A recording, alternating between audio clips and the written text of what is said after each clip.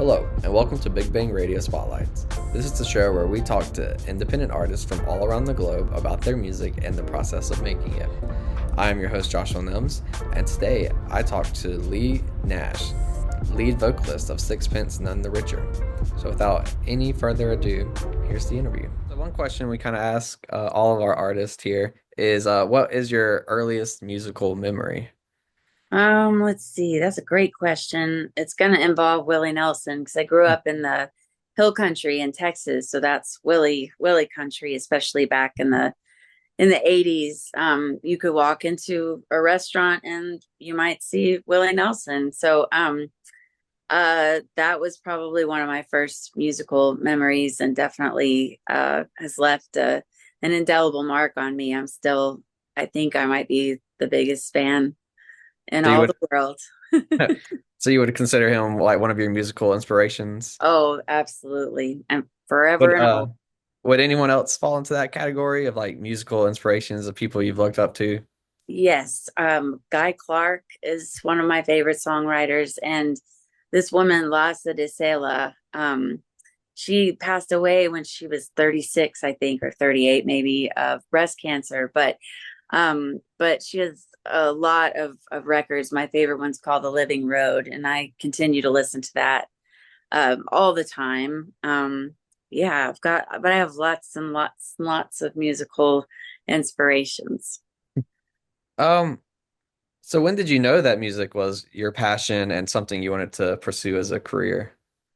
I was a pretty unusual child and a little spacey. I Mhm. still am.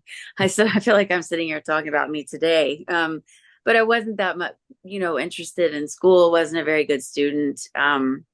Yeah, just probably a little bit neurodivergent, but not in a yeah, I don't know. It can make you feel really lonely as a kid. And so music sort of saved me. It gave me an identity there for a while when I really didn't feel like I had a handle on who I was. And then it helped me, it continues to help me form and find my voice, not just in literal ways, but in the background ways. So yeah, it saved my life. You wear those shoes and I will wear that dress. Oh, kiss me beneath the milky twilight. Lead me out on the moonlit floor. Lift your open hair, strike up the band and make the fireflies dance. Silver moon sparkling.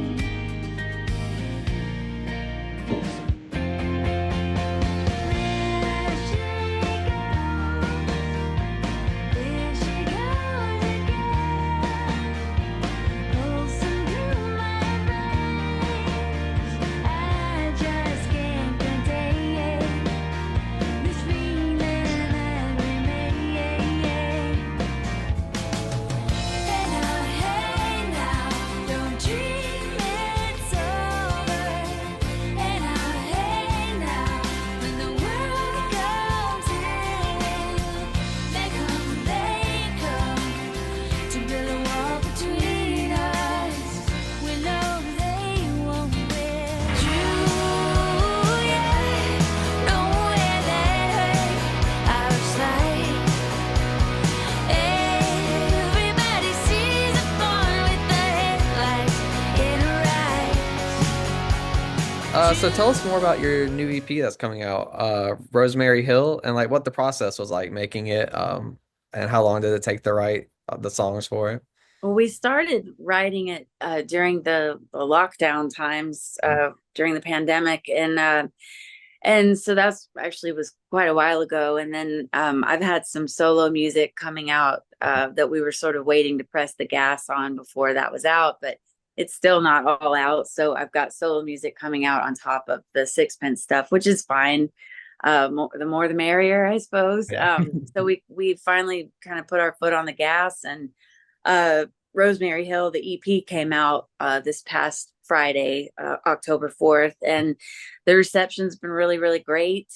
We had an unusual, really strange thing happen the day before. Blackpink, if you've heard of that artist, her name is Lisa M from Blackpink. She's a K-pop artist. She released a song called Moonlit Floor, that takes from Kiss Me a little bit. If you haven't heard it, you should go listen to it. It's like number one on the K-pop charts right now. Yeah. It came out the day before our EP came out, which is nice. It's definitely shedding new light on the band right as we're going on tour, but also it's like everybody's talking about Kiss Me again. Does So that ever get old hearing those songs that were popular, back in the day? Like some people playing the hits, some bands, kind of get tired of it. Does it happen no, with y'all? it really doesn't.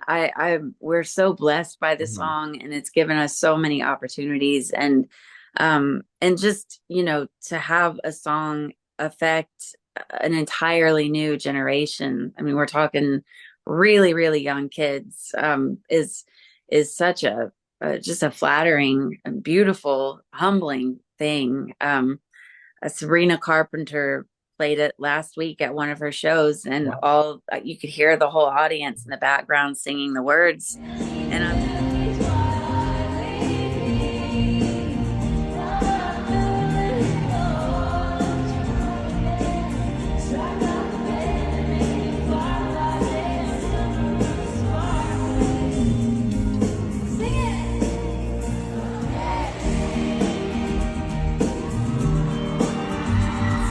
and I'm assuming that's a very young audience.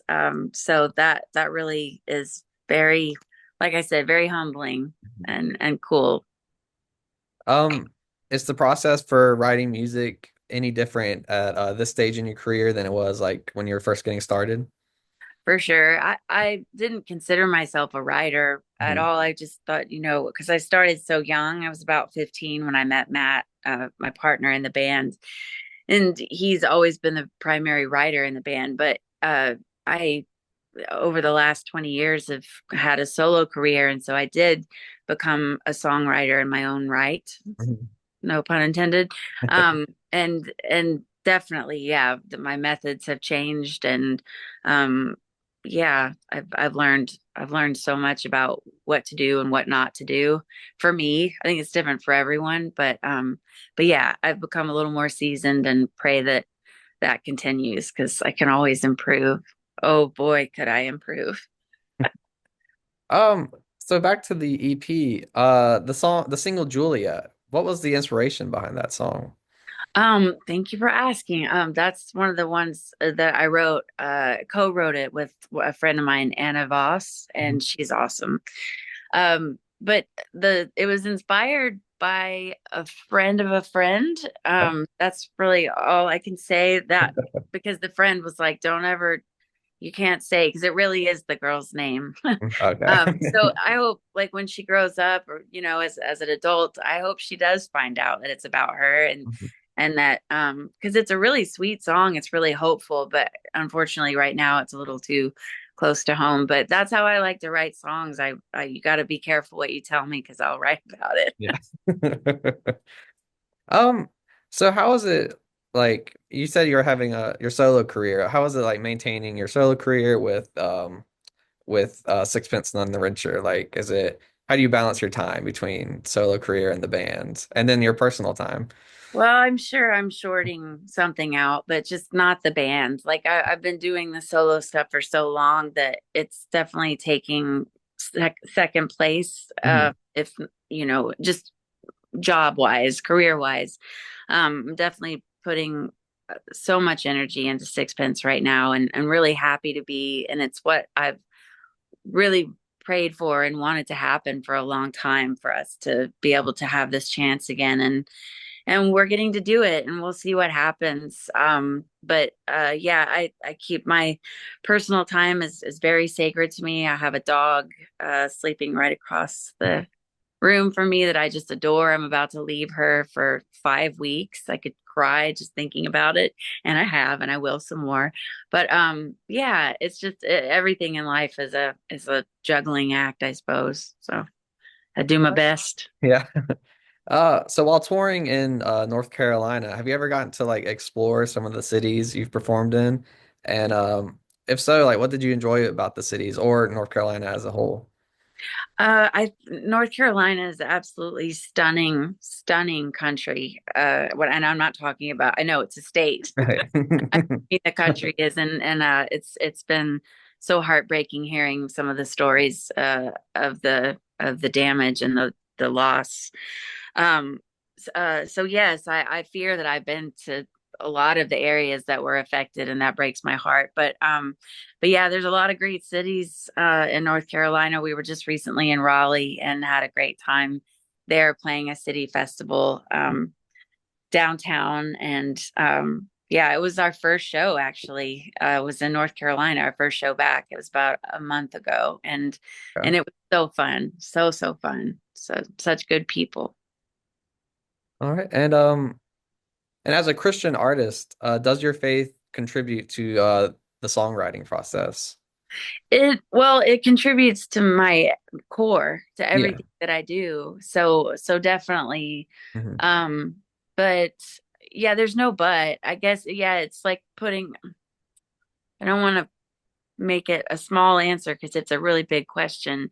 Um, but yeah, it informs every single thing that I do, good or bad. I'm certainly Hmm. not perfect, but yeah, that's just a part of my heartbeat. It's like in my blood. Awesome. All right. So you and the band have been nominated for two Grammys, Best Rock Gospel Album in '99, and then in 2000, Best Pop Performance. So being nominated for a Grammy is obviously a huge deal. So like, can you explain to me what that feeling was like and the process of like finding out and what the emotions y'all went through back then? It was really cool. I think we got to be at we got to announce a bunch of nominees with like Britney Spears, and I think Mark Anthony was there, and it was Matt and I. I remember I was wearing a Rat t-shirt, Rat the band. And yeah, it was really cool to be on the list that we were, announcing. And we didn't win, but we got to go. And I wore a ridiculous outfit that I picked myself. Was not, I self-styled that moment for myself. Had a red cowboy hat on. Dang it. And I wish I could take that back. It was very fun. That's awesome. All right, and then I guess we got a couple fun questions left. If you could work with any artist, past or present, who would it be? Willie Nelson. Willie Nelson. Yeah, I guess that would have that does make sense. And what would you say is your most memorable experience so far in your career? Oh my goodness. There have been so many. I'm really thankful to say. I just got to do a duet with Roland Orzabal of Tears for Fears. We did a song called Unraveling that I wrote with a friend, and that was kind of a bucket list thing. I mean, I don't even think I would be bold enough to have that on my bucket list, but now that it's done, I'm like, holy cow, that happened. Because I'm a huge fan of his voice and a huge fan of that band. So that was really cool. Bono kissed my hand one time. Oh, That wow. kind of that kind of stands out and always will. And just all the beautiful, like the places we've gotten to go and the people that we've gotten to meet. It's just such a beautiful thing to be able to look back on, and hopefully there's a lot more of that in the future. I love people so much. Where can listeners go to find out more information, tour dates, more where they can listen to the music? Instagram is a good place. You can go to at Sixpence Lee. Mhm. That's what it's called right now. It's Sixpence, and then my name is spelled Leigh. Okay. And Sixpence is with a C, Sixpence. I've noticed a lot of people making that C and S. Hmm. Don't do that. And then also our website, sixpencenonthericher.com. Awesome. All So right. yeah, Well, I really appreciate the opportunity. It's been a pleasure talking to you, and thank you. good luck on your tour and stay safe during the travels Thank and through the weather. Thank you so much. Take Thank care. you. Thanks to Leigh for sitting down and talking all about her music. For more interviews just like that, you can find them online at Studio 67 NCC. Thank you all for watching. I'm Joshua Nelms. Are you listening?